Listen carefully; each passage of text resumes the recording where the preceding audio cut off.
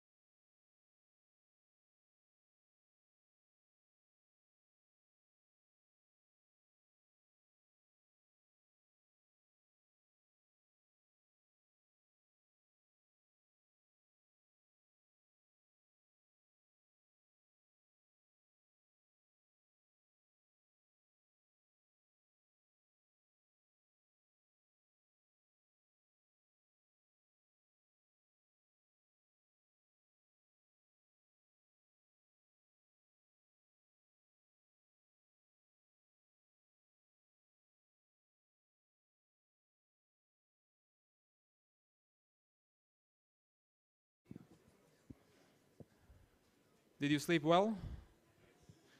Do you have enough energy for today? Woo! Yeah, today the day is going to be full of activities. So, in the morning we will have two guest speakers. The first one will be Dorina Tanu from EPFL, and after her we are going to have a short, not lecture, but discussion about VC funds from Matej from Credo Ventures. At 11:20 we will have a public panel discussion in Bosnian or the local languages here in this room. Everybody is invited to come, but yeah, it's going to be in the local language. So if you do not understand. And in parallel, we will have informal project discussions in that area there where we are having the mentoring sessions. So these project discussions are for the participants that are doing the projects. So you will have a bit of time to think about it and work it through. After that, we have lunch from 12:30 to 2. And at 2, we have the Sarajevo tour. The bus will wait for us in front of the museum. I don't know if you have noticed, the museum is just across the street. So we will gather in the hall at 1:50. The tour is going to be very interesting. Those who didn't apply, I think they made a big mistake. So the tour will visit the buses are going to take you to the War Tunnel Museum, which is close to the airport. So the War Tunnel was a tunnel built during the war. It went under the airport. That's a very, it's a very interesting museum. After that, the buses will take you back to the city center, and then you will have the opportunity to visit the local, let's say, traditional tourist spots like the mosques, the churches, the synagogues. You will see the place where the Archduke was assassinated. So many interesting historic places to visit. Yes. And after that, when at 6 p.m. we have the Jane Street Estimaton. I believe we share the data in Slack. I don't know if anybody of you has ever participated in an estimaton. So the idea is to give your best estimate of some question. For example, how many spoons of water are there in the ocean? So the questions are in that sort of the questions are of that sort. But yeah, you will learn more about it. You can learn more about it on Slack. There's a link with the rules and everything, but I'm sure the organizers will also explain you the rules if you come. I believe that the idea, yes. So you arrive here at the main lecture hall. You don't have to register anywhere in advance. So just come here and make teams. And after that, in the evening, we have the Suns and Drinks organized by Credo Ventures. For that you do have to register. The registration link is in Slack. They start at 7, as I said, at the Four Seasons Penthouse. So you can Google where that is. Okay, like I said, a very eventful day. Now we will start with our first lecture for today. I would like to welcome Dorina Tanu. She's a researcher at EPFL. She did her PhD at EPFL as well in representation learning algorithms in graph structured data, and she will give a lecture on this topic as well. Thank you.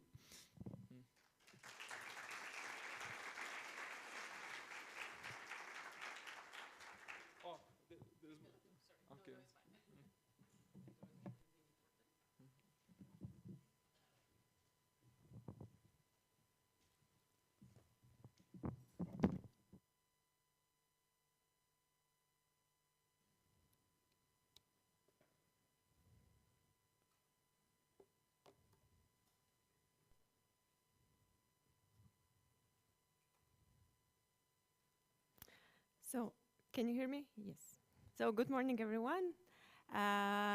First, thanks a lot for being here, and thanks a lot for the organizers for this wonderful event. It was a bit of a journey to come to Sarajevo because connections are not very easy, but for sure it's worth it to see so many of you here. So, for the next 1 hour plus, I will try to give a 1 hour overview of graph representation learning. So when Peter asked me to give a presentation on graph representation learning, I was expecting something like 3 hours, etc. The material that I will try to cover, it's a whole semester that I'm teaching at EPFL. So in 1 hour, I don't know what will be the result. But let's try to stay as high level as possible, and feel free to interrupt me anytime. And we don't need to cover everything. Let's just try to make it productive for all of you. So as I said, I will try to give a kind of short overview and a bit more at the level of intuitions, and trying to first start with a motivation of why graph representation learning or graph machine learning in general.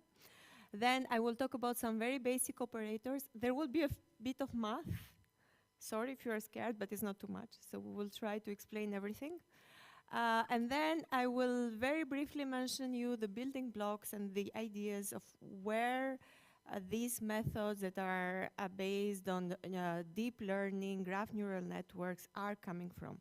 So what were the initial intuitions, the starting points for building all these architectures that I'm sure many of you who are working on graphs are using nowadays.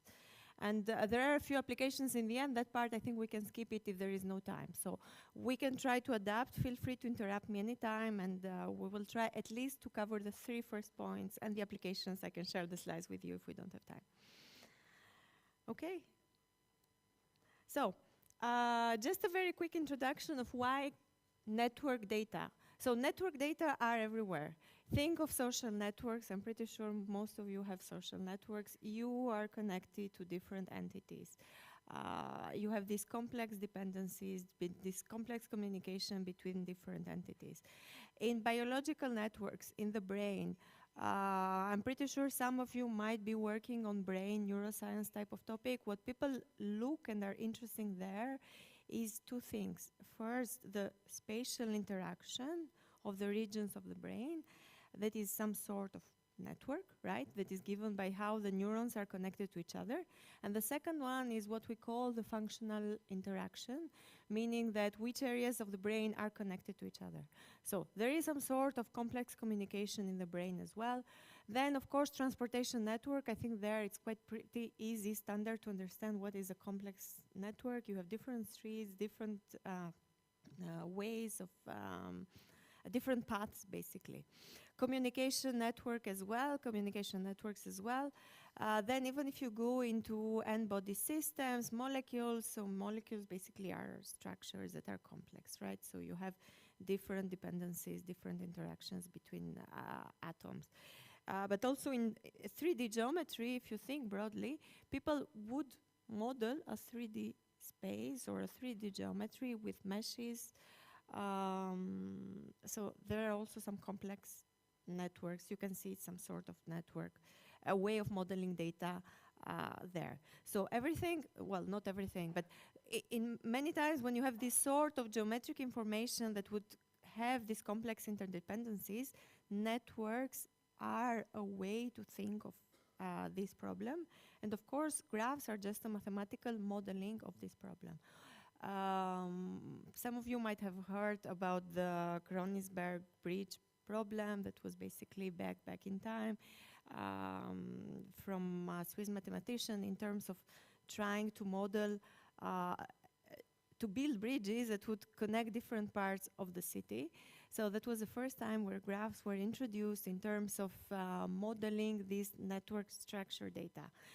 In general, we will use the words graph and networks interchangeably because graphs can really be seen as a way of modeling, of mathematically modeling these network systems, basically. So we talked about networks, but there is another important component that I would like to emphasize that is related to the attributes or the data that come with these networks. In all the applications that I mentioned before, if we take, for example, the transportation network, you have this network that is complex, but on the top of the nodes, or the sensors, if you want, you have also measurements. You have measurements about the traffic, you have measurements in the sensor network about pollution, you have measurements about the temperature, etc., etc. So in the electrical grid, of course, you measure different electrical activities. In the brain, you measure the functional connectivity through an fMRI. So what is the connectivity? The expression, the activation in different parts of the brain. So in all these sort of applications, in all these networks, typically you have to deal with data. And by data, I mean observations, attributes, or features, you can name them in whatever way you prefer, that live in this irregular structure. So the challenge is basically not only to be able to capture the information coming from the network, but also to model or understand the behavior of the data that live in a network. If you want to understand the spread of the disease, of course, one thing is the component of how that disease can spread, meaning that if you have different flights, connections, different sort of networks, but another thing is also the evolution of the disease. So there is a network structure, but there is a process on the top of this network that will define how the information will spread in this network. So in this lecture today, I would really like to emphasize this interplay between the structure captured with a graph and the data that live on this graph, which are the attributes or the informations that live on the top of the node. And we can think of it as a generalization of things that all of us are familiar with. If you think in 2D, we have 1D, or even starting with 1D, you have a line, you might have a speech, so you have regular samples of an observation, of a measurement in 1D, right? Then in 2D, if you move to images, you have these pixels that are regularly located into a grid, and you could think of each pixel as basically a node in our graph, abstract graph representation, right? So these are things that we are already familiar in a regular domain. There you have regular samples in one grid, in 1D, you capture things uniformly. In an image domain, you know how the pixels are oriented, they are uniform, right?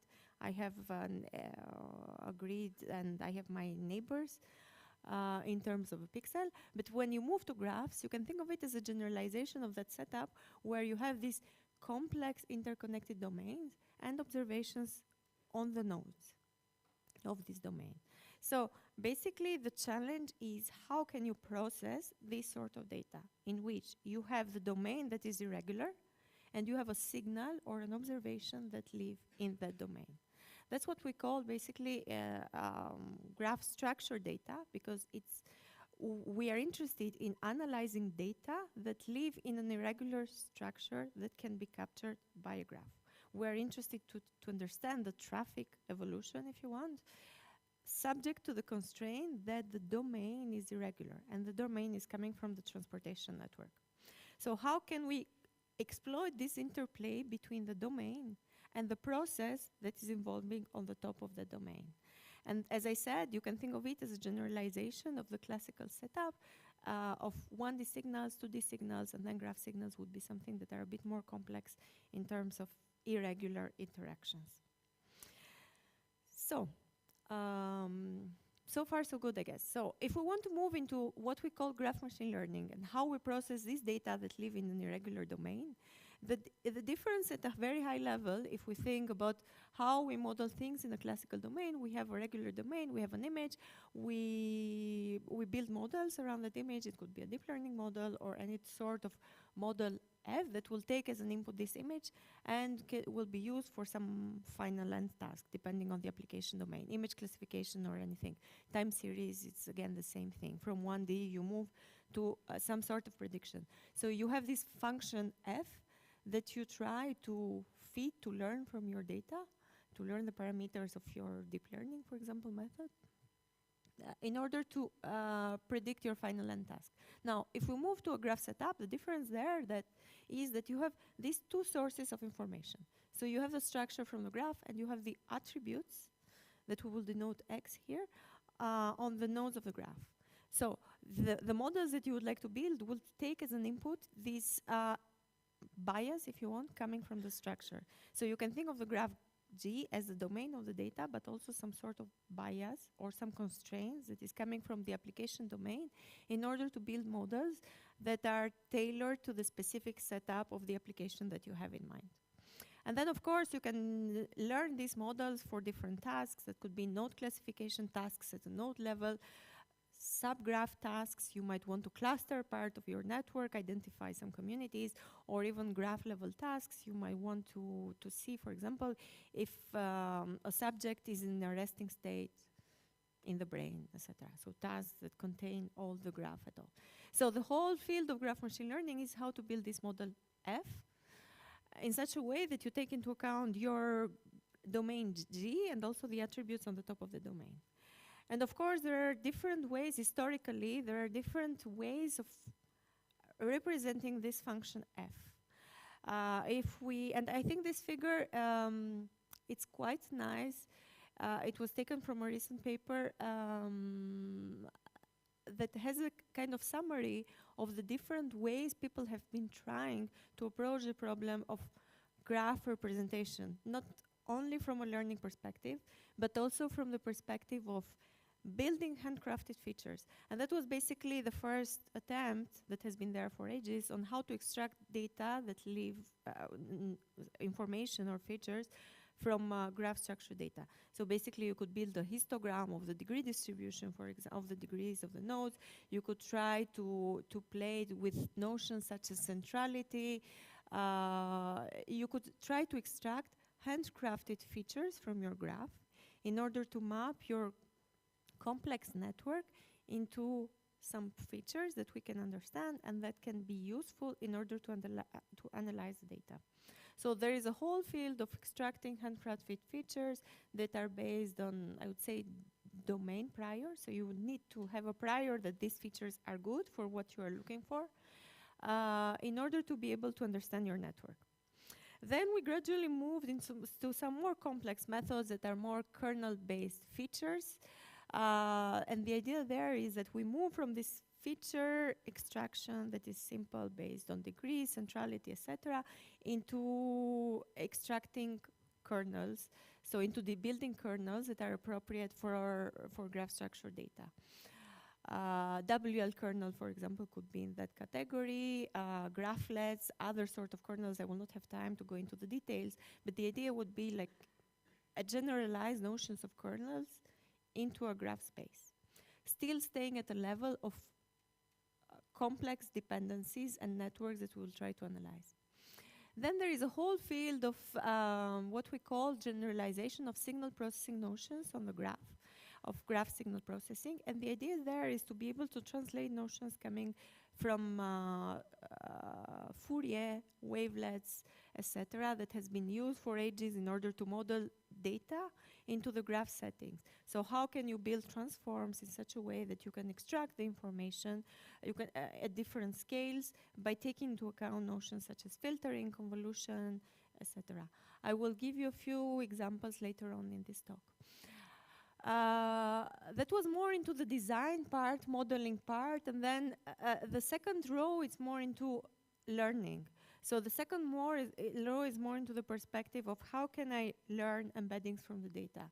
And in that direction, people started with building shallow embeddings, what we call them, that are basically embeddings where you try to map your input graph, no attributes, no features, mainly at the structure level, into a representation in which, for example, you would like to preserve some constraints. Maybe nodes that are connected with an edge in your initial graph would also be close in your embedding space. So there is a whole family of literature there, node to web type of techniques that are generalizations of other techniques coming from language, from NLP there. So the idea is that you learn embeddings in which you can capture the structure of your data. And then, of course, we moved in what we call graph neural networks that are nothing more than deeper embeddings. So you, again, try to represent your data graph, the graph structure and the attribute in such a way that you learn these attributes through different layers, and we will discuss a bit more in details in this lecture. The other family that I wanted to emphasize, but I will not touch at all in terms of what we are going to see today, is tools coming from topology and math, basically, in which there you also have ways to quantify the geometry, you have ways to quantify the shape. Persistent homology, for example, is one family, but there are also other families, and it's becoming more and more popular nowadays to try to introduce this sort of tools into the more classical graph machine learning algorithms that we're familiar with. And finally, there are also tools in terms of how can you generate graphs, build generative models on graphs, how do you learn the manifold of your data, how can you learn a graph from your data, etc. So this is a very, very high level overview of the different families that you can cast under the umbrella of graph representation learning, which of course we will not have time to cover all of them, but I will try to cover just a few key messages coming from the literature of signal processing together with the more deep learning literature extended to the graph settings, and also the connections between these two fields in such a way that we highlight how we ended up having the algorithms that we have nowadays in terms of graph machine learning. Any questions so far? Okay. So before we start, just some very basic definitions. So I mentioned many times the word embedding, and just to be precise and more concrete, what we call embedding nowadays is just a representation of your data into a vector. And that representation, talking about graphs, can be at a node level. So you start with a graph and then you would like to have an embedding for each node, but it can be also at an edge level. So you may want to learn or to embed your data at an edge level, to embed the edges of your graph. It can be at a subgraph level. Maybe you have communities, so you'd like to embed each community into a representation space, but also it can be at the graph level. So you'd like to embed the whole graph into a point. And the question, of course, is how do you do this embedding? So how do you learn this mapping or design this mapping, depending on which approach you follow? How do you design or learn this mapping in such a way that you get these representations? As I mentioned, there could be ways that are more design-oriented, but we will really focus into the more learning aspects of things. So one way, of course, that people have been trying to do is to learn this mapping by preserving some properties. And these properties could be related to some measures on the graph. So for example, I would like to embed nodes that are not further than k-hop away in my embedding space in such a way that they are close by also in the space. So the idea is that you try to preserve notions from your graph in your embedding space so that the properties, the complex dependencies of the graph are preserved in your embedding space.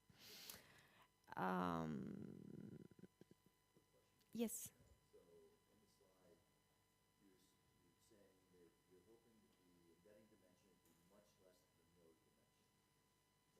Yeah.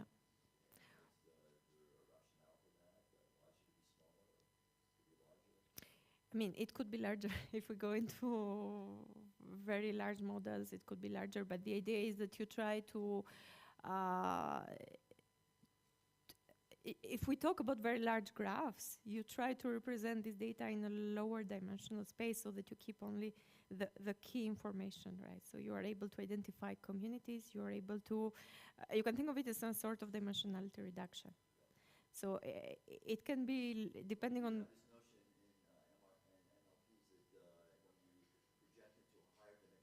Yeah. Yeah. The intuition, again, is coming more from the viewpoint of you try to map everything that is, especially, this is a toy example, of course, but if you talk about millions of graphs, you try to project things into a space where basically you can understand better your data. But of course, you can go into higher dimensional space as well. That's a valid option. It's one of these questions that I'm not sure if there is a direct answer in any community. What is the size of the embedding? It's one of the hyperparameters, so will be questions that basically people are trying to solve. A quick Yes. question. From statistics, we know that, for example, when we have categorical variables, when we try to represent them numerically, there are many artifacts being introduced in the analysis process that are not essentially present in the data. In graphs, there is a similar difference from what I see, that the embedding space has an intrinsic geometry, Euclidean usually, while the graph space is non-geometrical, is purely topological. So my question is, when we geometrize something that is not geometrical by nature, do we have similar artifacts being introduced in the analysis that are not present there, and that we would like perhaps to filter out? That's a good question. I think for sure it's how you handle this categorical data. It's people are trying to mimic techniques that we are using in other fields, right? So there is nothing specific to the graph setup that has been introduced in this sort of modeling. You try by imposing this sort of modeling, this sort of priors, as I will mention later on in terms of the data and what are the priors of the structure and the data, to kind of have more inductive bias in your learning. But there is no guarantee that that's the perfect solution. There is no guarantee that will be no artifacts. It's just some intuitions that are mapped into an algorithmic setup. And you hope that these intuitions can lead to representations that are more informed, if you want, by the graph structure and the priors that you have in terms of modeling your attributes and the graph itself. But for sure, that's one of the reasons why people also are looking nowadays into introducing notions of geometry, topology together with these representations, so that you have something that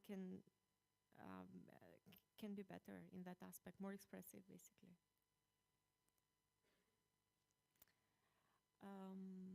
Okay, so we can, if no other question, we can continue. So basically, going back to the question of how we can introduce these node features, node attributes that could be categorical or continuous, etc.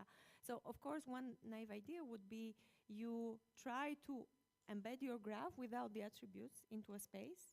You use the graph embedding algorithm, and then you basically would have vectors of these embeddings. And on the top of these vectors, you can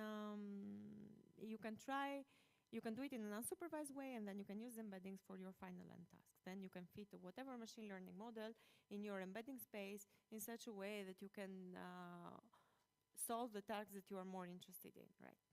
So that can be done, and you can do it with features that you extract from the data, as we said, degree distribution, et cetera, with algorithms such as deep walk sort of algorithms where you learn embedding from the structure. And one way of introducing the node features or the categorical variables there would be to try to consider them separately or concatenate them together. Is that the optimal way? Clearly not. Because of the fact that you don't take into account any sort of dependence, any sort of bias in terms of modeling of how these data are generated from the topology.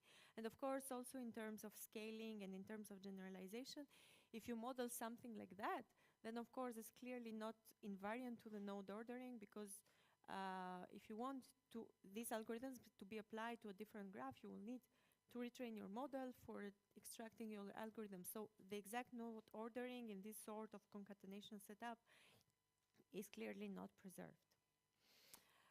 And that's how, that's the difference between classical machine learning, if you want, and what we call graph machine learning, is that you try jointly to learn models that will take into account the graph and the node attributes in a framework where you learn the embeddings, and most of the time that would be adapted to the downstream task as well. So it could be supervised or unsupervised depending on the application domain. Most of the algorithms that we're using nowadays, especially in terms of deep learning, are mainly supervised. So you have this notion of combining these things together in order to be able to learn these embeddings. That of course would be more flexible and also would solve the issue, as we will discuss later on, of translation of invariance to the node ordering. So moving into some basic notions that we would need to introduce in order to be able to explain a bit more how we do this modeling, of how we merge these two informations together. So very quick recap of some very basic metrics that we use on the graph. First of all, the classical definition of we have a graph with a set of nodes, a set of edges, and a connectivity pattern W that is the weight matrix or the adjacency matrix that if it's not weighted. The weight matrix or the adjacency matrix basically captures the connectivity pattern. So whenever you have a connection between two nodes, the entry of that matrix would be non-zero. So in this very two example, you have weights 1 whenever there is a connection between the nodes there. And that can be generalized to graphs that have weights. So these connections could be weighted as well. The degree matrix is nothing more than, if you think of it as the volume around the node, meaning that it's the sum of the row of each row of the weight matrix. So with respect to the node, it's the sum of the degree of the node. So it's the sum of the entries of your weight matrix that can be considered as a volume around the node. A very important operator that I would like to mention is the graph Laplacian operator. That is a combinatorial, well, we have different definitions of the Laplacian. I don't want to go into all the details. I will just mention here the combinatorial Laplacian. That is one of the most used ones, but there are also other versions, the normalized Laplacian, a random walk sort of Laplacian. All of them, they have this notion of the generalization from what we know in the continuous classical domain, in the regular domain of the Laplace operator. Basically, the combinatorial Laplacian is defined by using the weight matrix and the degree matrix. So it's D minus W. It is symmetric by construction if we're talking about undirected graphs. So the weight matrix will be symmetric, so the Laplacian will be symmetric as well. And is positive semi-definite. I will not go into the details of such sort of proofs. You can trust me about that, and it's very easy to show, basically. The Laplacian operator, the nice thing with the Laplacian is that it's a differential operator. So if you apply the Laplacian matrix F to a function F, basically what you do is that you compute the pairwise difference between nodes that are connected by an edge. And also the proof for that is very straightforward. I'm pretty sure if you spend 1 minute, you can find it. It's related to the fact that the entries of this Laplacian depend on W. So whenever you have a W that is 0, that entry will be 0. So you have a pairwise difference between entities, between entries, node attributes, or signal values, depending how you call it, whenever you have a weight W on the graph. And as I said, there is an analog of the Laplace operator with what we know in the continuous domain, that basically, in the continuous domain, for those, if we go back into calculus, math, etc., the Laplace operator can be defined by the second order derivative. And in a very toe example, if we go into an unweighted grid graph, so if we take the very, very simple example of a graph that has 4 nearest neighbors, so you can think of it as an abstraction of the image, for example, where you have a pixel and you have the 4 nearest pixels into that. If you try to compute this differential operator that we mentioned before, the Laplacian times the signal F. Again, I will not have time to go into the math, but it's the equation here is really simple. So you go into node I, that could be the central node there, and you try to compute the difference between all 4 neighbors. If you do that, for each of these 4 neighbors, you basically end up with an approximation of what we had in the previous slide. That is the second order derivative that shows that this Laplace operator, under some conditions, and for, of course, this toy example, it's an approximation of the continuous operator in the discrete domain. And this intuition is quite important because many people have used this sort of intuition to build tools that would be generalizations of what we know from the classical signal processing literature into the graph domain. And one such example is the very well-known Fourier transform. Should I assume that all of you or most of you are familiar with the classical Fourier transform to some extent? It's one of the basic concepts in signal processing in which you try to represent your data into the spectrum domain. So you have this notion of time and frequency, and you try to have this dual representation of your signal into components in the frequency domain. And it has been used quite a lot for many different applications because this representation is able for specific families of data to give you a better understanding of the underlying, of the behavior of your data, basically. So many people have been trying to extend these notions of the Fourier domain to the graph settings, and for that, the graph Laplacian has been quite important into that aspect. And the reasoning for that is because the rationale behind that is, can we try to generalize what we know from classical settings into the graph settings? So in classical settings, we have the Laplace operator, we have the notion of the eigenfunctions, omega will be the frequencies there, and then you have the classical Fourier transform that is nothing more than the integral of your function f into this basis, right? And then you can go through the inverse Fourier transform by taking the 1 over, again, the integral of the Fourier transform back into the, by using the eigenfunctions there. So this is what is known from the classical setup, and the idea was, can we try to do the same for graphs? And if yes, how? And for that, we use this analogy of the Laplacian, that is kind of an approximation of the Laplace in the continuous domain. And the idea is that we compute the eigenfunctions of the Laplacian, would be the eigenvectors in that case. We project our signals into the space of the eigenvectors. So instead of the integral now, you have the summation. And that will lead you to computing what we call the graph Fourier coefficients. That would be the coefficient, the corresponding one to the classical Fourier transform in the continuous domain. And then you can compute the inverse of that by going back in the same way as here into your signal. So you project back your graph Fourier coefficients into your matrix of the eigenvectors. It's an orthonormal matrix, as we mentioned earlier. So you can reconstruct fully your signal by using the orthogonality of this matrix.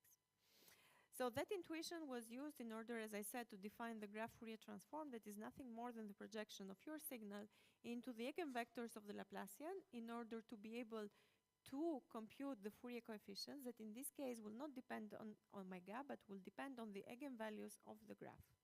And then you can go back, because of the orthonormality of the eigenvectors, to the inverse graph Fourier transform to reconstruct your signal. So you take the coefficients and then you reconstruct from the eigenvectors. And what I would like to emphasize here is that there is this clear notion of the eigenvectors of the Laplacian that provides a harmonic analysis of the graph signals. And just to give you an intuition about that, if you think of the eigenvalues as frequencies, the eigenvectors corresponding to the low frequencies would be smooth functions on the graph. So if you take the first eigenvector of the Laplacian, that's basically, it's a constant signal, and that would correspond to the first eigenvalue. Then if you say, go into the second eigenvector of the Laplacian, that corresponds to what we call the Fiedler vector, for those who are familiar with some sort of graph theory notions. And basically, if you think of this eigenvector, the colors there would be the entries of these eigenvectors into the nodes of the graph. So if you see the colors there, that you will see that on the left, you have connections between nodes of similar colors. And what does it mean? It means that these eigenvectors are changing slowly in your graph topology. So basically, whenever you have eigenvectors coming from low eigenvalues, smaller eigenvalues, then these eigenvectors would change slowly with respect to the connectivity of the graph. And if you go into what we call higher frequencies or higher eigenvalues, basically you have this notion of connections that are very that are fluctuating quite a lot. So you have these colors that are connected to each other. And then a very toy example, I will not spend so much time on that, but if you think, for example, in movie rating, you have different people rating different movies, you can think of this decomposition into decomposition of simple building blocks, components, in such a way that you can understand the underlying structure of the data. So my rating can be decomposed into the eigenvectors, that in this case would be this smaller basis, and then you will have the coefficients of the eigenvectors telling you which basis is more important. And of course, depending on what's the topology and what's the signal, what is the rating on the nodes, some bases, some eigenvectors will be more important than others. So why do we need the graph Fourier transform? So I did this introduction to the graph Fourier transform because it leads us to the notion of convolution, which of course will be used later on for the definition of the graph neural networks. So the one way of defining convolution is by using the fact that the convolution in the vertex domain is defined as a multiplication in the spectral domain. That's something that is coming from the continuous domain. So basically, people in the continuous domain will define the convolution with the filter as a multiplication in the classical Fourier domain. So you have this notion of convolution that basically is equivalent to omega, as we said before, is the frequency. So we have the Fourier transform of your signal, the Fourier transform of your filter, or the convolutional function, and you multiply them in the frequency domain. That's well known from the signal processing literature. Yeah.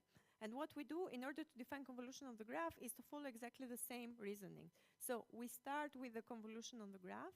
That would be now a multiplication of the graph Fourier transform of your signal x or attribute coming from the eigenvectors of the Laplacian, since they will give you the graph Fourier coefficient, and your kernel or function g that will again be expressed in the Fourier domain. That is now not omega, but it's lambda. So you have exactly this notion of convolution defined from the eigenvectors and the eigenvalues of the Laplacian. That is coming from this intuition that you use the spectrum and the frequency in order to define convolution on the graph. And the last component that I wanted to mention more on the mathematical side is that this notion of convolution and the Fourier transform are very useful also to define what we call spectral filtering. And the idea is that it's defined again in direct analogy with classical filtering in the frequency domain. So basically filtering, if we want to filter a signal in general, not necessarily on the graph, what you do is that you go into the Fourier domain, you filter the frequencies with a function, and then you reverse back. You go back into the original domain. We do the same with graphs. So you take your signal x, you use the Fourier basis coming from the Laplacian, so you compute the Fourier coefficients. You transform these Fourier coefficients through your filtering function, g, and basically you can, this function could be anything, could be a low pass, a high pass, a band pass filter, depending which frequencies you want to preserve. And basically you compute the inverse graph Fourier transform in order to go back into the vertex domain of your signal x.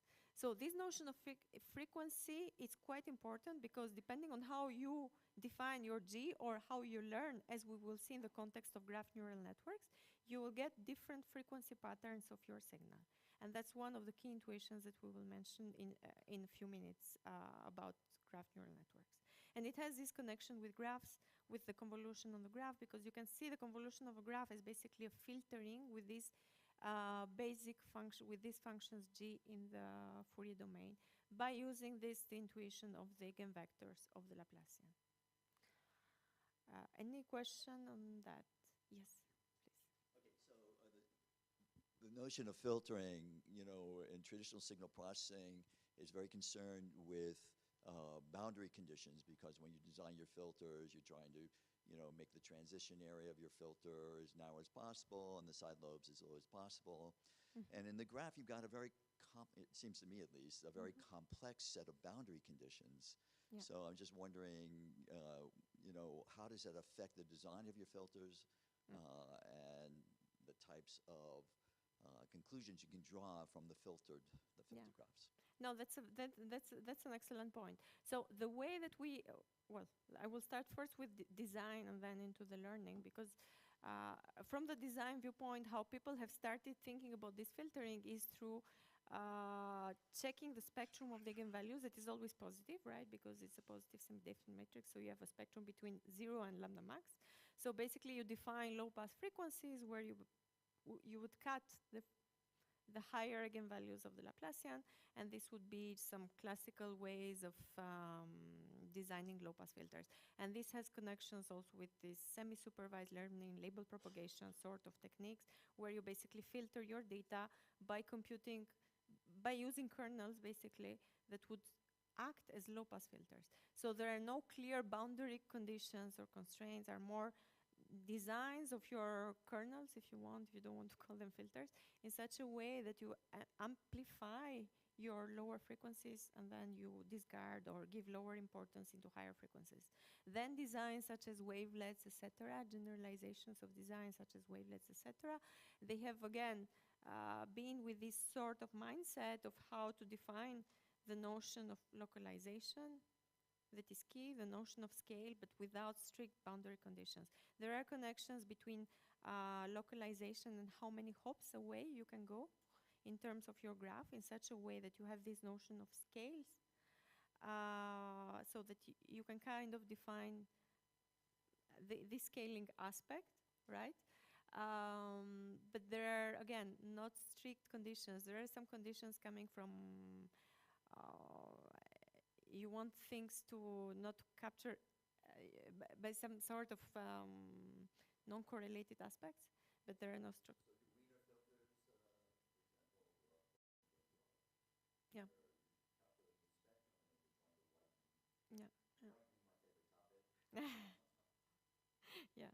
And then, of course, if you go into the design of learning algorithms, the idea is that, as I will mention in a few slides, is that you try to learn these filters from the data. So there are no constraints, anything. It's just you have this notion of filtering and you learn these filters from the data.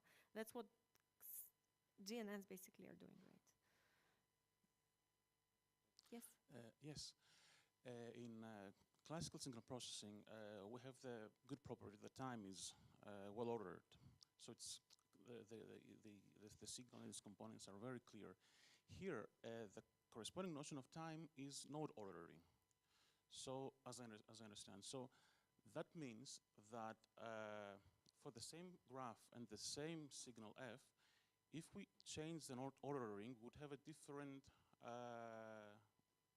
frequency content. So, changing the node ordering might show the same thing as being low frequency on ordering 1, let's say, and high frequency or different kind of frequency context on order 2, not ordering 2. So my question is there a specific, for a specific function f, is it one specific node ordering better to study a specific problem, or we kind of abstract away this, there is a way to abstract away this difference? It's not so much, it's not about node ordering, it's more capturing, if you have the same pattern on a local neighborhood of a graph, you will observe the same behavior. So this thing should be invariant to the node ordering.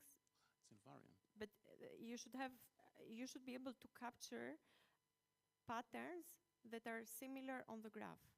So you have this notion of translation. I will not be able to go, but we can discuss it offline. There is this notion of translation where you basically try to position the same filter in each node. And that's not exactly, because you don't have exactly translation as in classical settings that you translate by 5 or by 4. But the translation is with respect to, I go into the neighborhood of my next node, and I try to see the local neighborhood there. If the local neighborhood is similar, then what you will observe as feature or representation should be similar. I see. So working with the neighbors, yeah. Kind of But solve we this. can, I think we can discuss it Of course. in the break. So, this notion of filtering, as I said, is quite important because then if you want to filter some frequencies, going back into the very toy example of the move rating, so if you want to remove the high frequency components, lambda 2, lambda 3, etc., basically you put these coefficients to 0. Again, it's a very toy example. And what you will observe will be a note rating that is completely different, right? You can act on your signal with this sort of interpretation. So, I did this introduction into these basic operators because I would eventually like to move into graph neural networks and the building block of these graph neural networks, where basically the idea there is that, as we said before, these graph neural networks, you can think of it as ways to learn deep embeddings. And these embeddings are learned from both the structure and the node attributes. So you have this function f there that will take into account the structure, the topology, G, and the node attributes X, that in this case could be the colors on the top of the nodes. So it could be attributes of your nodes. And how do you design these functions? And of course, the key, we always go into good priors. So what are good symmetries in terms of graphs? So from the classical settings, I don't need to emphasize too much there. We have been building models in such a way that we preserve properties such as translation invariance, compositionality, etc. We ended up with architectures that would be able to capture features of the same object in the image by using these notions of kernels, convolutional kernels, etc. So the key is what sort of properties we would like to preserve in the graph settings, and that's related also to the previous question there. And there are two key components. The first one is permutation invariance. So the graph structure should be independent of the labeling of the nodes of the graph. So basically, if we focus in this toy example, if we focus on node 3 and the attribute of node 3, this would be the attribute of node 3 that would be the weight matrix of node 3. Basically, if we change the labeling, we should get, in the end, exactly the same. If you permute the order, so if node 3 now becomes node 9, basically you have a permutation of your attributes, and you have a permutation of your weight matrix, and the final outcome, your function f, shouldn't change because of these properties. So it's one of the desirable properties that we would like in graphs, so to have this invariance with respect to permutation of the node ordering. Some similar intuitions with translation in images, basically. And then the second aspect is the aspect of the equivariance. So the node representation should be permutation equivariant. So if we, in this case, permute the nodes of the graph, the node attribute should also be permuted. So basically, you start from node 3, as in the previous example. If you now have a node 9, that is just reordering or the relabeling, if you want, then the output should also be permuted. It's quite intuitive. I guess I don't need to emphasize that too much. So these are two desirable properties that we want into representation learning in general on graphs, because we don't want to depend on the ordering of the node. And that's exactly how we started thinking and building these graph neural network architectures, that at a very high level, that basically consist of GNN building blocks that would consist of graph convolution, pooling, nonlinearities, as we know from classical settings. But the way that these functions are, this convolution is defined, we construct these operators in such a way that we achieve permutation equivariance. So I will go into the details. What we will see in the next couple of minutes is how can we build these building blocks, and in particular focusing explicitly on the convolution. We will not have time to cover pooling and nonlinearities, unfortunately, but they are kind of translations, if you want, from what we know in classical settings. Especially nonlinearity, there is nothing magic with respect to graphs. It's basically nonlinearities that you have seen also in other domains. So going back to the previous notion of convolution that we introduced before. So in images, what we care is translation invariance. So we have these local filters that across layers you will capture these representations that in the beginning are more local. And if you go deeper into the layers, you go into these hierarchical representation that you capture more and more global feature around the pixel. Now, going back into the graph settings. So I'm reminding you there of the definition of the convolution that we described before, that is coming from the Laplace operator, and that's a filter acting on the Laplace operator. So the question is, are these notions of is this convolution localized? Because that would be directly related to the fact that if you change the node ordering, do you get the same information? So the general answer is no. But of course, what people have been trying to see is in which setups you can really achieve this localization. And one way to achieve this localization is by modeling these filters or these convolutional kernels with polynomials. And the reason of why we do that is that if we have a parametric function of polynomials, and polynomials in the space of the eigenvalues, basically, what you get is that, again, I'm going a bit pretty fast, but if you just multiply your polynomial function there with the eigenvectors of the Laplacian, because of the orthonormality of the eigenvector, you basically get a matrix of the powers of your polynomial, of the Laplacian matrix there. And why that is helpful, if you think about that, if you take the first, well, if you take L to the power of 0, that's identity, right? The Laplacian then will be non-zero whenever there is an edge connecting nodes on the graph.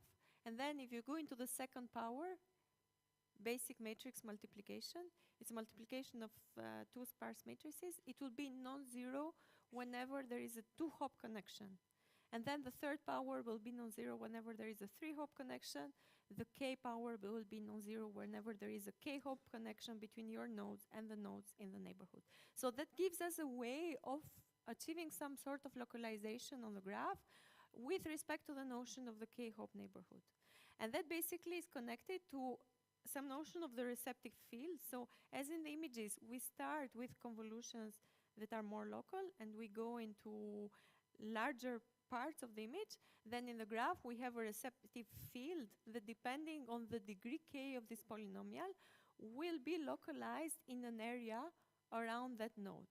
If k is 2, it will be 2-hop localized around that node. And that has led to a family of graph neural network architectures in which the building blocks, if you want, can be categorized as you have your data, you have your graph with your node attributes, you build convolutional filters that are polynomials, and these filters will depend on the Laplacian that is given, it's not learned, and the coefficients of this polynomial theta, and this would be the parameters that you would train your network on. Then you have nonlinearities, and then you have different such layers where you learn the convolutional filters.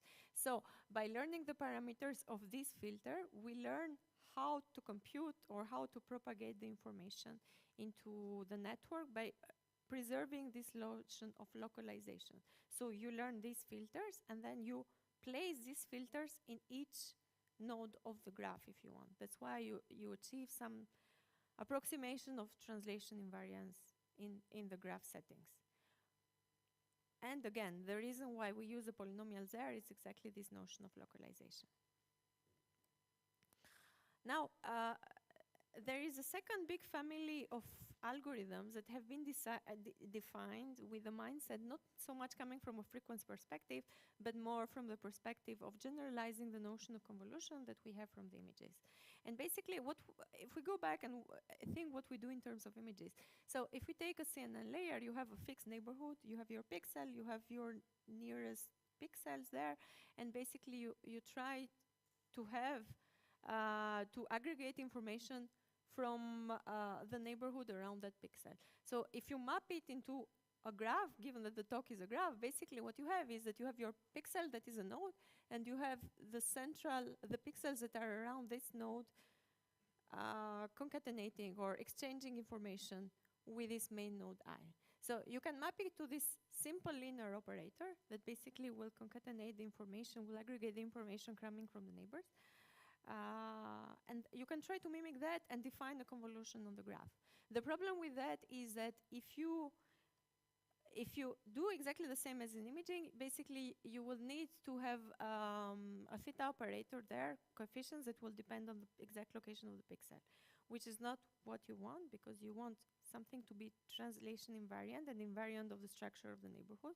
So basically one way to overcome that is to say that my parameters theta will be the same for all my neighbors. So we have the same filter for all the nodes. And basically, the reasoning here, then the exchange will end up on something like, I have my embeddings or my node I have some parameters that I need to train, and then I concatenate the parameters from all my neighborhood, and I multiply with my filters that I need to learn from the data. So basically, you have this sort of, as we call, message passing, that will lead to a convolution, definition of the convolution on the graph, by exchanging informations with the one-hop neighborhood. And then that gives you a second family, if you want, of GNN architectures that are defined with this mindset. So the idea there is that you have convolutional filters defined, as I mentioned before, and you try to learn these parameters theta over the layers. So you have multiple layers with nonlinearities, etc., etc. So each layer increases the receptive field by one hop, because then you go into one-hop filters that are kind of aggregating information from the neighborhood. And if we want to give a very, very brief historical overview of where we started with GNN architecture, so we can go back even in 2005, where people started, there were some seminal works in the direction of GNN that were, I will not go into the details, it was more constrained in terms of setup, etc., but there was this notion of building operators or representations that are for graph settings. The boom, or if you want, the very large literature started after 2015, where there was an initial paper from Bruna and et al., where they basically were trying to learn these filters, these spectral filters, not polynomials at that point, in such a way that you learn these frequencies. So you learn these theta operators that I mentioned before. That was quite expensive because you needed the net again decomposition of the Laplacian, so then people moved into the polynomials that we mentioned. Then this design of having architectures that are more inspired from the imaging convolution, etc., message passing that we'll mention later on, and then extensions into attention, etc. So it's on purpose that this slide stops around 2019, because these are kind of the basic architectures in terms of graph neural networks. In all the big tables that you will have comparisons, for sure you will find these architectures. Then after 2019, 20 people have started looking into aspects such as expressivity, how can we design more expressive neural networks, how can we introduce notions from physics, etc., etc., continuous neural networks on graphs, etc. So it's a very active area of research, but more or less these are a kind of first architectures that were designed. And just to go, we will probably go a bit over time if we can. But just to give you an idea of, if we want to summarize some spectral approaches in one slide, basically people started, if you remember, the definition of the convolution that we decided, that we introduced before, now instead of lambda, we have parameters theta that we want to learn, right? So one way is you ignore completely the spectrum, you keep just the eigenvectors of the Laplacian, and you learn how to weight the eigenvectors, basically. And that was the first work on how to define convolution on the graph neural network architectures that would learn these different frequency patterns. So basically, your parameters theta should weight your graph Fourier coefficients, and you learn them from the data. That was quite expensive. That was the main bottleneck. It was quite expensive, and of course, people started moving in what we call polynomials, because also of the reasons that we mentioned, localization, etc. So ChebNet is another sort of architecture where basically you still learn the parameters, but you have a basis that is based on the polynomials of the Laplacian, Chebyshev polynomials of the Laplacian. And then Chebyshevs were also simplified into degrees of one, and that's what is known as graph convolutional network. That is nothing more than an approximation of with a filter of with a one-hop polynomial, basically.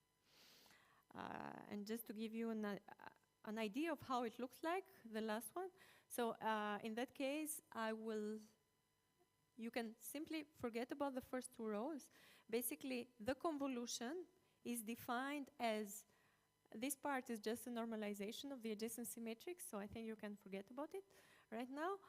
Think of it as a matrix that is capturing the sparsity pattern that is coming from the adjacency matrix. You learn your coefficients theta.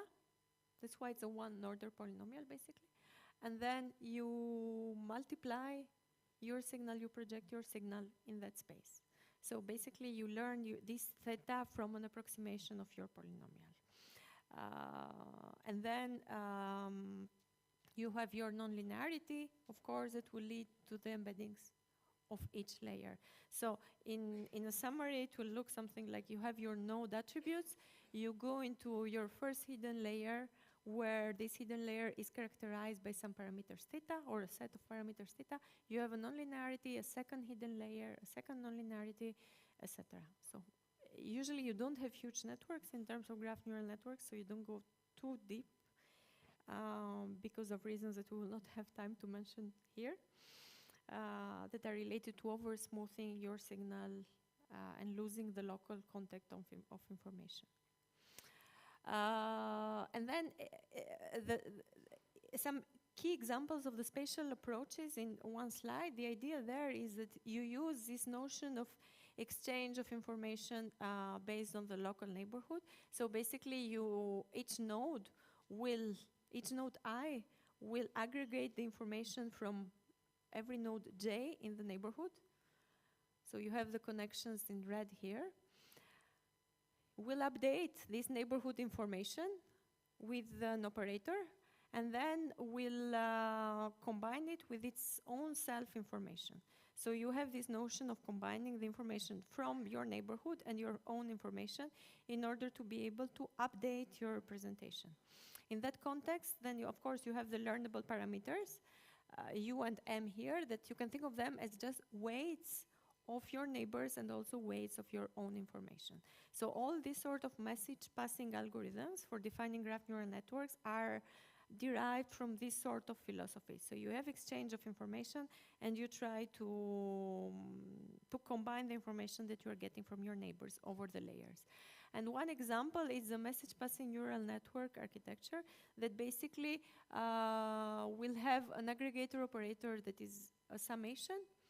So every time you would, if we go directly to this TOE example, node 1 at the first iteration will take information from 2 and 3. So the receptive field of layer 1 will be the one-hop neighbors.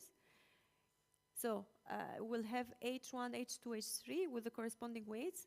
Then in the second layer of your network, it will get information from the second hop neighbors, because your first hop neighbors will be already informed by their first hop neighbors, and so on and so on. So in the next,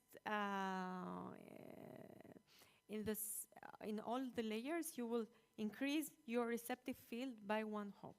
So there is this notion of message passing that is propagated over the layers. Very briefly, so in terms of graph, there has been extensions and designs that are more robust in terms of building neural network architecture, some more expressive, if you want, not necessarily robust, more expressive than the simple message passing neural network that we mentioned before. And the idea there is to get some inspiration from the very famous Westphaler-Lehmann test. And the idea there is that basically the WL test is able to tell you if two graphs are potentially isomorphic. So by using some sort of coloring algorithm, you try to get a representation or a histogram or an embedding, if you want, of your graph. If the embeddings of two different graphs are similar, it means that these graphs could potentially be isomorphic. If not, it means that they are not isomorphic. So that is, in 1 second, the introduction to the WL test. And these ideas have been extended to designing graph neural network architectures that are as expressive as the WL kernels. So there is quite a lot of similarities between the message passing neural network architecture and the WL kernel, because of the fact that in the message passing information architecture, as we said, we concatenate information from the neighbors, and you aggregate them. You do the same also in the WL test. Then you have this notion of combining this information. And then you have the notion of the hash table in the WL test and the notion of the operator U that will combine this information in terms of the message passing neural network. So the idea is, can we design message passing algorithms that are at least as powerful, as the WL test, and use that not just for graph isomorphism, but also for tasks such as graph classification and regression. I will not go into the details, so Jane is one of these algorithms that has been designed with this mindset, and is one of the most used in practice nowadays. Another family that I wanted to mention is the extension of the attention operators in terms of graph neural networks. With the pioneering work from Petar in that domain, where the idea is that you give relative importance to your nodes, to your neighbors. And to do that, you learn basically an attention function in such a way that you will take the embeddings of your nodes, and through your attention function, you will be able to learn a weight on each node of your neighborhood. So instead of the theta that we had before, now we have also an operator alpha that is basically the weight that you give to your graph neural network, to your neighbors in the neighborhood. So you introduce this notion of attention. And of course, the other extension of attention, it's in terms of graph transformers, that you can think of it as generalization of the graph attention, but there you capture also long-range dependencies, not just the weight between the neighbors in the neighborhood, but also long-range dependencies. So yes, all these architectures in the end are used to learn embeddings. So you learn these embeddings with these priors that we mentioned before, that are designed with these inductive biases, and then you use them for different tasks depending on what's your application domain, node classification, graph classification. There is a lot of work in terms of link prediction, etc. So I will probably, for the sake of time, skip the applications, but I'm happy to share with you the slides, and we can definitely discuss more. Amazing. Let's thank our speaker.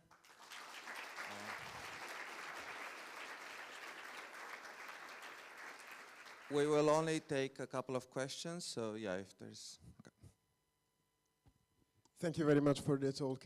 I was wondering if in practice, in this field of research, as a Laplace operator, do you use the exact Laplace operator you showed us, or the Laplace-Beltrami operator, which is often used in geometry processing, or any other variants of the Laplace operator which introduce new characteristics and invariances? Yeah, it depends. There are many, you will find tons of GNN architectures, each of them that has been defined or designed with specific applications in mind. So you will find also designs with the Beltrami Laplace operator. That's less common. So the most common architectures are based either on the adjacency matrix or the Laplacian that we mentioned here before. But you will find extensions that are more appropriate to shape type of manifold type of data. So there it makes more sense to use this sort of operator. Thank you very much. Okay.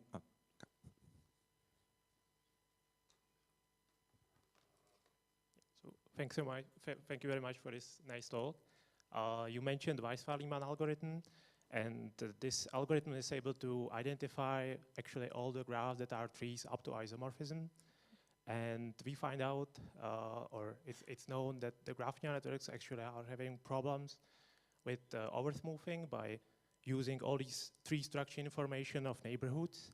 So my question is actually, if the graph neural networks are sometimes made more expressive, wouldn't it be like more appropriate to make them like less expressive for graphs that are like molecules that are never ever like binary trees or something that complex? Yeah. So in terms of the expressivity, I didn't have time at all to mention that aspect today in the talk, but there is a whole line of literature in terms of how to make these graphs more expressive. People are looking into it from the viewpoint of adding additional features, for example, to capture structures that you would like to have in your data, or to build architectures that are based on the not the one WL test, but the KWL test. So there is a lot of literature in terms of trying to make these graphs more expressive. The issue of over-smoothing is always there. It's still an open question. People are looking also into architectures like heterophily neural networks on how to avoid this sort of over-smoothing. There have been also some interesting works in saying that if you just remove the nonlinear operator, you basically achieve the same result as this sort of operator. So there is no unique architecture, if you want. So my point was like, is there rather something less expressive than Weisfall-Limmat that we can do for like graphs that are very simpler than like trees, well, just I molecules? think you can start with you can start with simple filtering. In that case, you just remove the nonlinear operator, and I think for me that would be the simpler thing that you would do in order to be able also to control the over-smoothing, because depending on how you define these filters, you can see how much you propagate, right? So in that setup, I think that sort of architectures would definitely make sense. And GCN, for example, that is one-hop filtering, and it has just a few number of layers. That would be one good starting point in that direction. Hello, thank you for the talk. So my question is the following. Programs can be represented as computational graphs. So I'm interested in, are there some applications in that kind of direction? Sorry, can you repeat? Programs can be represented as computational graphs. Yes. I mean, I don't know about many applications of like in that direction. So do you know of any, and do you think that approach is promising? There are a few works in that direction. I'm not personally the best person to discuss this work with because it's a bit, but there are a few. I can send you a few pointers if you want, but yeah. Hi, thank you for the great introduction to graph machine learning. I think my question goes also on the vein of WL. So in the beginning, you start talking about attributed graphs and kind of how these graphs also have functions living over them. But then in the WL kind of expressivity metric, you're only looking at this binary distinction between graphs and seeing if they are isomorphic or not. And in these extensions with KWL, you see, okay, maybe this architecture has a very high KWL expressivity, but in practice, it's not really a better model. So do you think that we're kind of moving towards better metrics to characterize graph expressivity? Or like WL is kind of the best we can do, this like very binary combinatorial measurement? No, thank you for the question. I think that's a great question. I think WL is one way that we know how to quantify things, right? I don't think that's the best way of defining expressivity. It's still a very open topic of how you can define this notion of expressivity. It's just that we know WL and people have trying to quantify the expressivity with respect to that test because that's something that we can quantify, right? But that's definitely an open question, and that's definitely not something that have been solved. And I'm pretty sure that many people could be interested in that direction. So definitely my opinion would be that that's not it's one way of quantifying expressivity, it's not the only way. And there is still a lot of room for taking into account all these complex dependencies that are not necessarily taken into account through this WL test. Unfortunately, we don't have time for more questions, but Darina is going to be around, so please go and talk to her. And with that, let's thank our speaker again. Thank you.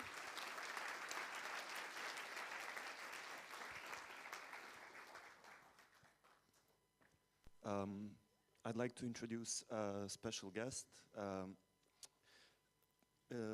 Maciej from Credo is going to be joining us. Credo is a supporter of the summer school for the last couple of years, both directly but also indirectly. Credo has been an early stage investor, so they're a VC company focusing on Central and Eastern Europe and focusing on early stage startups. They've invested in some of our sponsors this year as well, such as UiPath that you saw the keynote yesterday, also Equilibra and also from like famous companies, 11 Labs and so on. So they will also be hosting office hours, I guess, after the talk, and they're gonna have drinks as well in the evening. So there are information on Slack about this. Maciej is an engineer by trade, and he's a partner at Credo. And yeah, as soon as he sets up, I'm gonna hand it over to him. So please give a round of applause for our next speaker.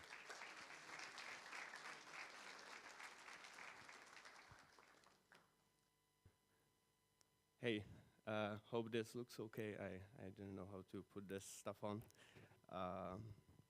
But yeah, great meeting you. Thanks for the intro. I will set up my slides here, and let's jump straight into it. So the aim for today is to basically introduce all of you into venture capital and kind of give you a kind of a bird's eye view of what we do, why we are here, why is venture capital necessary in the society, and what it isn't, because I believe that, especially recently in the news, we've seen a lot of stuff about venture capital that is not necessarily true, all of those big rounds happening and people raising money for crazy stuff. So I just wanted to give you a better perspective, I guess, and put stuff in line. So for today's talk, we would love to focus on those 5 things and then one big overarching thing. So what is venture capital? Why should you raise it? Why should you not raise it? Because that's also super important. And then if you decide to raise it, then the following question is obviously how to do that, and we'll show that also on a couple of case studies. And the overarching one is how is AI and most importantly LLMs and vision LMs, how are they changing it, and how is the playbook changing? I did a similar talk last year, so this year I will point out the differences in the assumptions and in the topics or in the things that we care about since last year, because the world of venture has changed a lot in that year. So, but just to begin, a quick intro about us. Who is Credo? We're a venture capital fund. We invest very early, so pre-seed, seed, if that rings a bell, we're going to cover it during the presentation, but very early investors. We invest in Central and Eastern Europe and in people from Central and Eastern Europe that decided to leave and are based somewhere else. So roughly 50% of our companies are in Central and Eastern Europe when we invest, and the other 50% are all over the world. So we obviously San Francisco, New York, London is a big one for us. Wherever Central and Eastern Europeans go. We also have one company in Singapore now, so that's a new addition to our continents.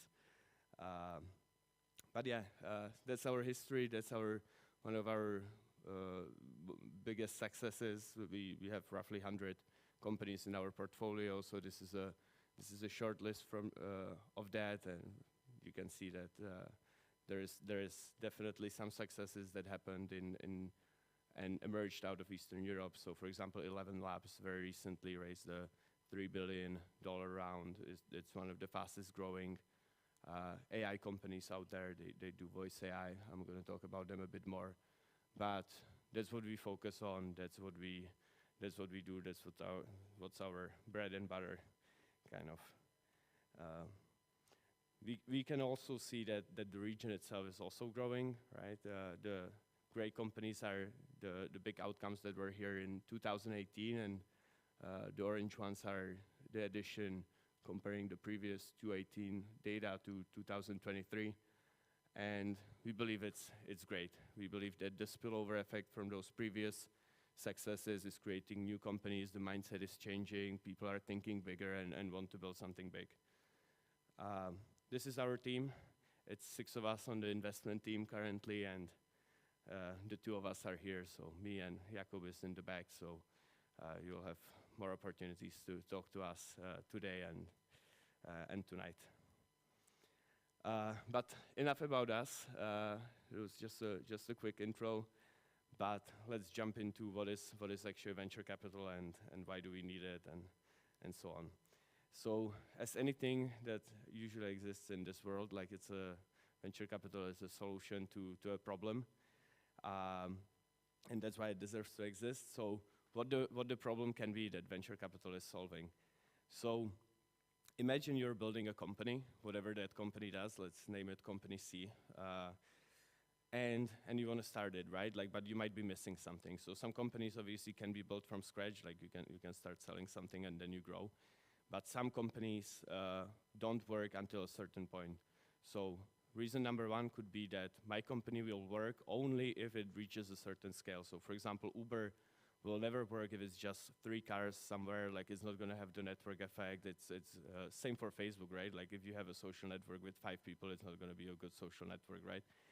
So you need to raise capital to kind of cover the cost until you reach a certain scale. So that can obviously cover marketing or cover engineering costs or cover the whole scaling until you reach a certain point, and then you, for example, start monetizing and you get the money back. So that's reason number one. Reason number two, and that's probably going to be more relevant for all of you here, and that's technical risk, right? I want to build something. I want to work on a model. I want to work on a new model architecture. I want to train the model. OpenAI, for example, 11 labs, same case, right? And I know I will need to do a lot of research before I get there and before the model is actually, or technology in general, is usable and I can sell it to people and make money, right? So for that bridge of, it can be sometimes multiple years, right? For example, SpaceX took quite some time to build the rockets, right? And before that, they made 0 money. For that time, we raise venture capital and that capital helps you cover the cost, and then hopefully the thing starts working and you make a lot of money. Complexity, that's more of a previous era, like it's still super relevant, but that's more of a previous SaaS era. If you, for example, want to sell to enterprises, right, you need to build a product first, and then the sales cycle to enterprises takes 18 months easily, so you need to pay those people for 18 months, build a product prior to that, and so on, and for that you need money for you to succeed, right? But the overarching one, and that's relevant for all of them, is speed, right? What if my company, like it's a great idea, obviously, and it's going to change the world, but if it's a great idea and it's going to change the world, you're probably not going to be the only one thinking about it, right? So you need to run fast and be the first one to conquer the market, right? There's only one Facebook, couple of Ubers, right? One 11 Labs so far. We're not going to assume more 11 Labs. But yeah, in general, speed is more and more crucial, and that's why I highlighted it now. Compared to last year, when AI was kind of already obvious that it's going to change a lot, like this year, I think it's even more obvious. Like we see companies growing at a pace that was unprecedented. Lovable Dev, I don't know if you've seen the news, has reached 100 million ARR in 8 months, something that would previously take 6 to 8 years, right? And yeah, we see speed as more and more critical. For example, same with 11 Labs, right? Like they are running insanely fast. They're one of the fastest growing companies out there in the enterprise sector. And yeah, for that, a lot of the times you need money and you need to feed the organization before for it to accelerate. But yeah, the problem with venture capital is that it's all great, and you can have a big vision that you wanna build a huge company that does something and like influences a lot of people and brings a lot of value. But from that starting point and from you raising venture capital, only 1 to 2% make it into that desired outcome. Obviously, there is kind of checkpoints on the way. You can always sell your company soft landed, but like that huge outcome that we all care about happens like very, very rarely. It's insanely rare. This is, for example, a kind of a back of an envelope model of a venture capital fund. So you assume that only 2% of your companies make it to that desired big exit, and then off it goes. 50% of them die. You never get your money back. 25% roughly sell for the cost you paid for them, and then there is a couple of like smaller outcomes or 100 million outcomes in the middle.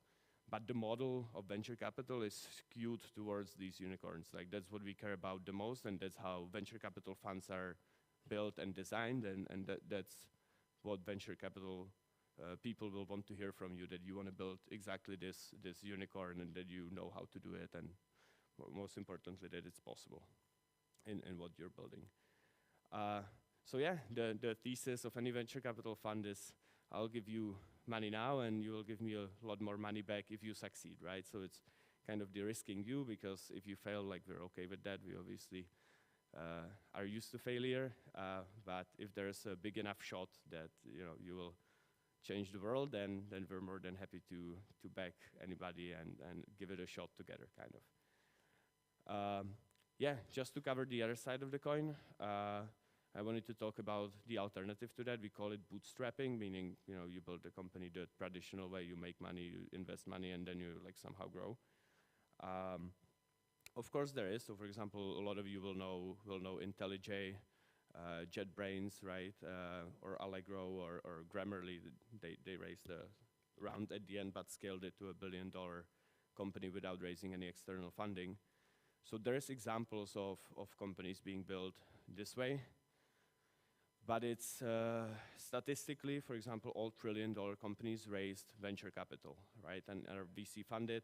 Same for 93% of European unicorns. So bootstrapping is great. It has a lot of advantages. Like it's definitely a calmer way of building a company, but it doesn't favor the super outlier outcomes, like those trillion-dollar companies that change the world and are here for decades, and like Microsoft, for example, or Apple, right? But definitely, if you just want to make some money for yourself and have a great business, like it's not necessary to raise venture capital. It's just if you want to really build that outlier, gigantic, enormous outcome. Okay, so how much to raise and when? So in venture capital, we split companies into stages. So pre-seed is the beginning of everything, right? Like that's, for example, 11 Labs, we invested when it was 2 guys running a demo of a voice model on their GPU under the desk, and they were like, okay, this could work. We wanna allow everybody to listen to whatever content in whatever language, and we're like, yeah, okay, that sounds nice. But that was roughly the stage, and we gave them money to hire the first employees, like 5 people, build a small team, and prove whatever they wanted to prove in 1 year or 2 years, right? And then from there, you kind of go to the next point, which we call seed, and that is when this all works. Like obviously, you can fail during that period, but if that works, then you kind of already have a team in place. You have a product. You maybe have initial customers that use it, right? It's all like it starts to feel like a company kind of, and you have some processes in place, and you raise the next round. Right? Pre-seed would be roughly 1 million. Rule of thumb, seed is 2 to 3, right? Euros or dollars. And yeah, you're raising this to basically even more build out the company and prepare it for Series A, which is a stage when you already have a company, you know how to sell your product, you know how to get it to the market, and you just need money to kind of scale that go-to-market effort and hire more salespeople, but you know kind of exactly what you're doing. You know, the model is like becoming clearer, and that is usually the first time that Excel spreadsheets come into play, because you're already playing with like unit economics and margins and stuff like that. For the first ones, it's just kind of theoretical usually or conceptual. We focus on the first 2. We could technically do a Series A, but it's usually too late for us. And again, I wanted to focus on those 2 numbers because that's what's changing since a year ago. Series A used to be raised at 1 million ARR. Now it's becoming way, way more because, yeah, first tier 1 funds are looking for those outcomes as lovable, right? Or 11 Labs like that really grow to insane revenues and grow definitely faster than 10x. Why is that? It's just because the new wave of technology, mostly LLMs for now, or visual models or audio models, are just so new in the market and like emerged out of nowhere that any new product that like utilizes them is so much better that people adopt it so much quicker than any previous SaaS tool or a mobile app or use your Spotify or something, right? Like the technological change that is happening now in those last year, 2 years maybe, when LLMs are really becoming powerful, right? That is something we have never seen, right? Like all the previous technologies were adopted way slower. Internet, mobile, it all took years to be adopted, right? Now we have a technology that anybody can download ChatGPT like tomorrow and start using it and paying for it, and it's something that is amazingly good, right? And it has this magical effect, and people talk about it and so on. So these numbers are like expected to just increase, and the bar is getting higher. At least for now, it might come back to the previous numbers sometime soon. But yeah, and Series B onwards, then you have all of those letters up to Series F or G. And yeah, that is too late for us, and that is just more and more scaling. Like that's looking at those Excel sheets, figuring out what new markets can we conquer, you know, what is our margin doing and stuff like that. So it's already like fully established companies that you can model and so on. So that's what's called later stage venture or growth stage venture.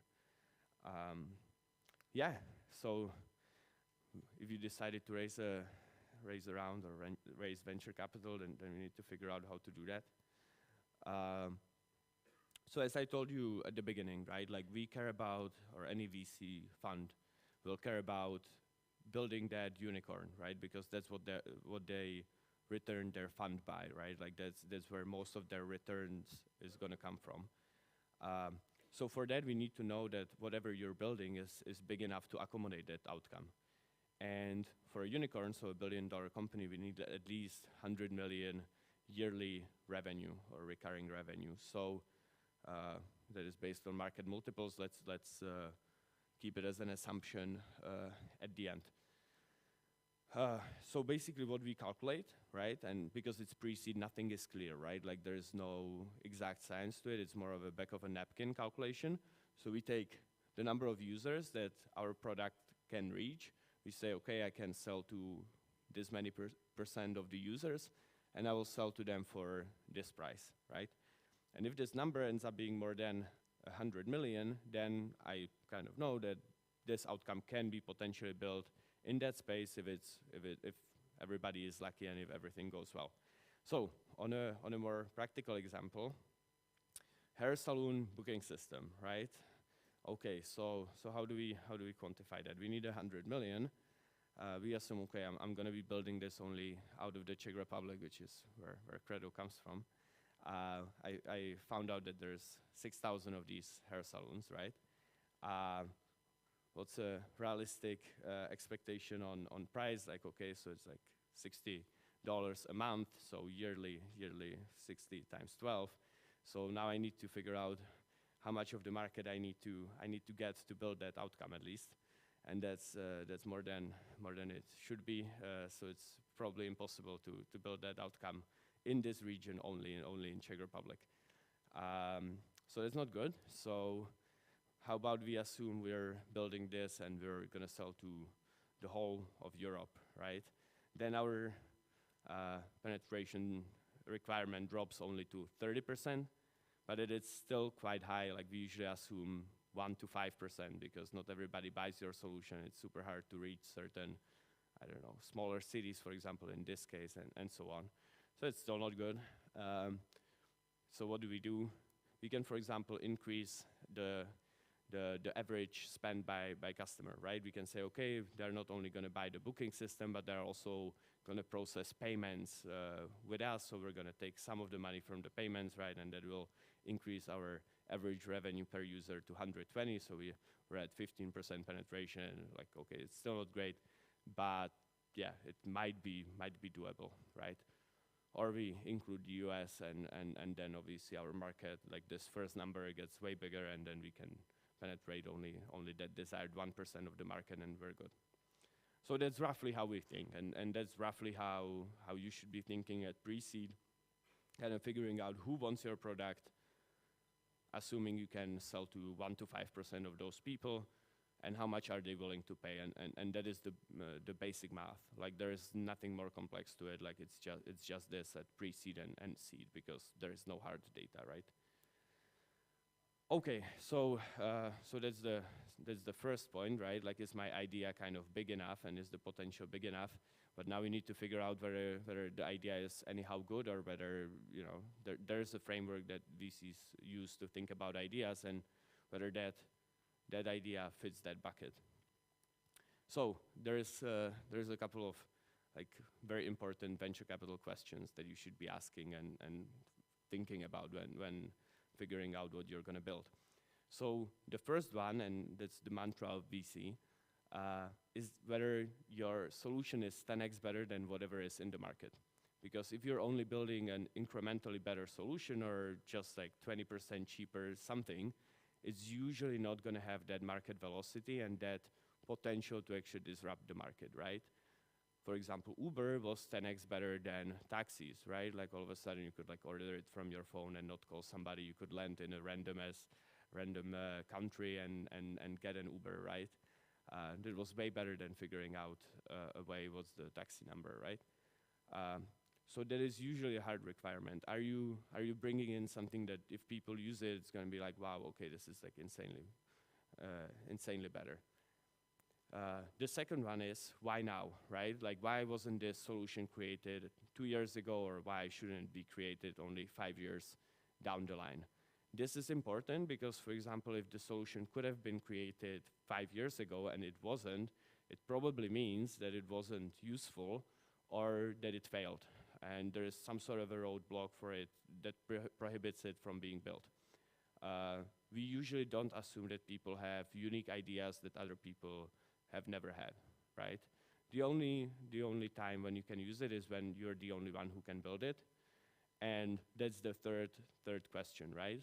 Like, if you have an idea that seems novel and so on, then you need to figure out why it's you and exactly just you, or 10 teams in the world that can build it. So for example, you came up with a new model, right? Or new something, technology. And then you know that if you did research in this thing, then you know you're kind of at the state-of-the-art level, right? And that implies that nobody else in the market has that technology or knows how to build this thing. And if that thing is useful, then you can safely claim, okay, why now? Because I just figured out how to do it. Why me? Because it was me who figured out how to do it. And if I can do something magical with it and provide a 10x better solution to people or people's problems, then it's an amazing idea, right? And then obviously you need to think about defensibility. So I added this fifth speed point because it used to be research, data, distribution, right? Like distribution is, for example, Microsoft, right? Like they can distribute any product just because they already have the customers, they can push it to them, right? Brand, same for example, Microsoft or Facebook. Nobody's gonna think of a different social network than Facebook, or Apple, right? Like that has a huge brand as well. But we feel like now with AI, like everybody is building an AI, right? Like everybody is building agents of different sorts, and they all do kind of the same thing, and all of them are magical, and all of them are well built, and all of the number of vibe coding tools that are out there, is insane. So we believe there's a new mode or defensibility that we start seeing in the market, and that is speed. Like how fast your company can execute. Because with the degree of technological change, like the huge change we talked about, there is going to be such a pressure in the market for you to execute really quickly and outrun everybody, because everybody started running, everybody started raising insane amount of money to build in whatever direction. So yeah, that's what has changed from a year ago. It was always a thing, but like now it's even more important. So to our case studies, 11 labs, I talked about them a bit.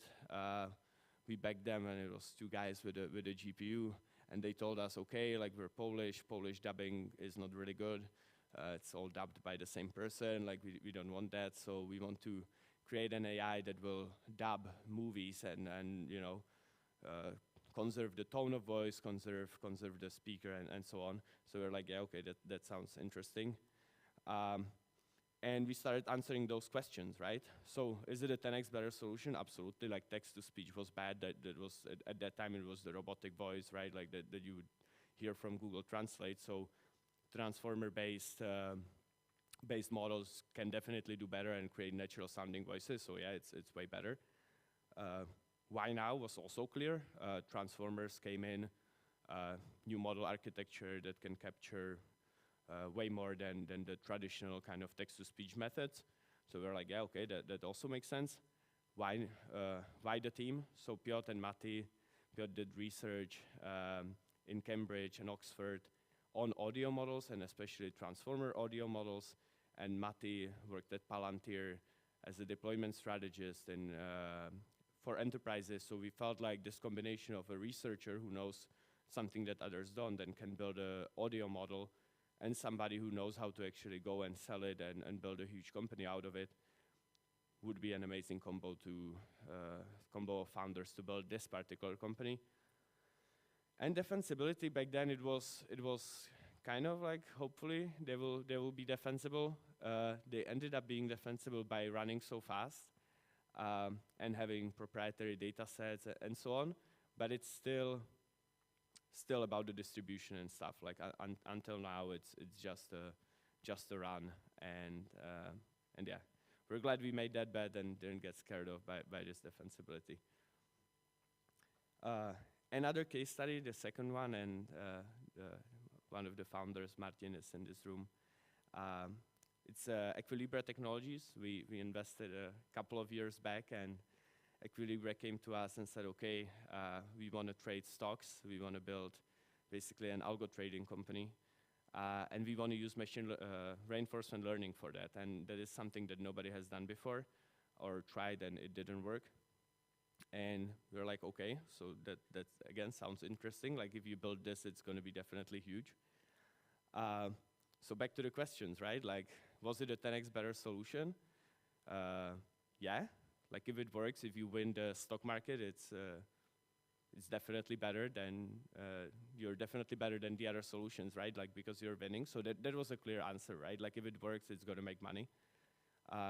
Why now? So at that point, reinforcement learning was mature enough to be applied in robotics and other fields, but trading was kind of lagging behind. Everybody was using different models. And yeah, Martin came to us and said, okay, we believe it's mature enough for trading now, so we wanna build it, and we wanna push the state of the art, refine the models, right?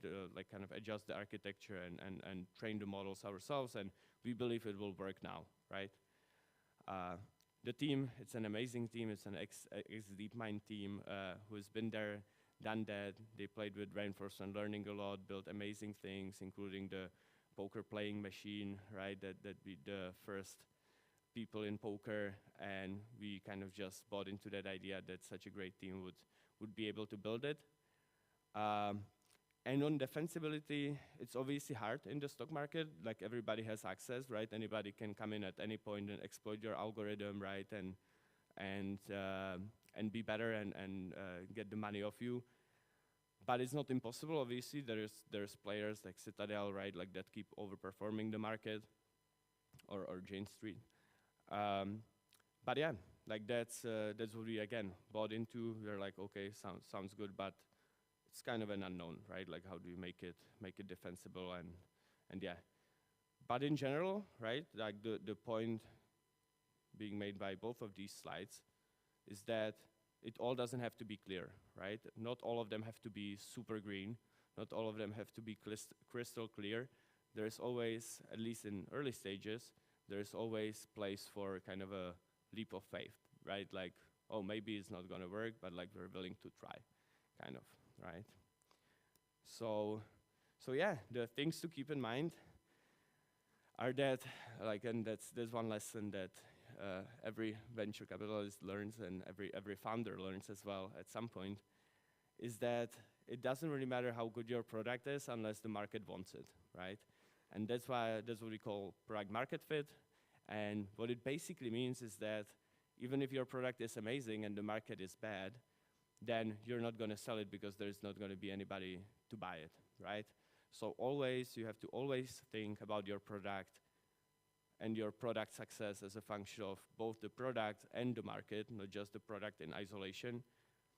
And what that implies is that you really need to, most of the times, you need to build your product while iterating with users that are going to actually use the product, because you will be surprised what you find out, and maybe you will have to build a suboptimal product just to sell it, or a product that is a bit different than what you thought it should be. Yeah, so it all seems complicated. I hope I didn't overwhelm you too much. But just those 4 things, right? Like, raise only if you need to and want to, and that's the most important bit, if you want to raise, because it's gonna cause you to raise more rounds. You're gonna be embarked on this venture trajectory, and the expectation will be that you build a huge business, and that's not easy, and that's not a short journey, right? Usually it takes 12 years, right, to build and exit an amazing company. It is okay to bootstrap, right? Sometimes it's even the optimal way of building a particular type of company. Keep defensibility in mind, but again, now it's more about the speed, more and more about the speed. So just run and just build something that you believe in. And most importantly, find VCs that you actually like and that resonate with you on the personal level as well, because you're gonna be spending the next 10, 12 years with them. They're gonna be at your board, kind of talking to you every day, and you don't want that person to be somebody you don't like. So choose wisely, I guess. Doesn't have to be us. But yeah, if you wanted to talk to us, we're running 2 slots of office hours. So one is at 11:30, the other one is at 12. We're gonna be in the holiday room, the tutorial room downstairs. So come if you're interested. Feel free to ask literally anything, like nothing, no preparation is needed. We're more than happy to talk about anything and answer any of your VC-related questions. Or then later at 7 in Four Seasons near this venue. It's not the real Four Seasons, it's a different Four Seasons. But yeah, we're gonna be hosting beers, and so feel free to come. There's gonna be more of a casual kind of place for you to also hang out. And yeah, we're sponsoring the first 256 beers. So everybody is welcome. All the links are going to be shared in the Slack. I've already shared them, but we're just gonna have a wrap-up message with all 3 of these links. So sign up, and you're more than welcome. Or yeah, this is my Calendly link. So if you wanted to discuss something one-on-one, feel free to schedule a slot. Like we're more than happy to talk to anybody at any point who is interested in whatever. Like keep the bar low. Don't hesitate to reach out. Or my email is there as well. So don't hesitate to get in touch whenever you want. So yeah, and that's it. That's it. Thank you very much.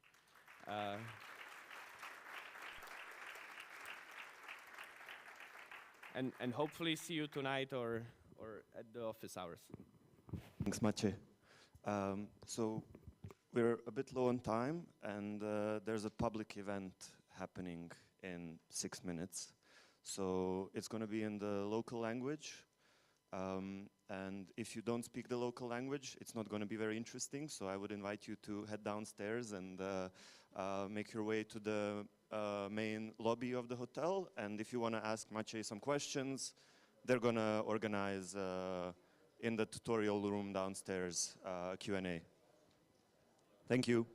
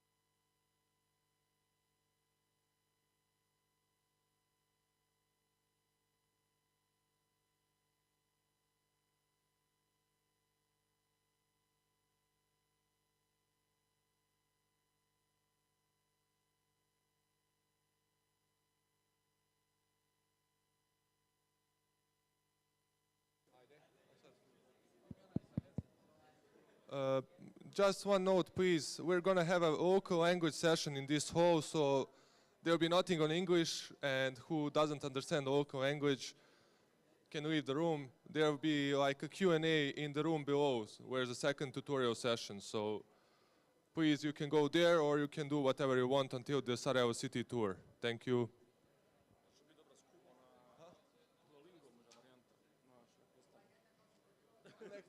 Nek uči jezik.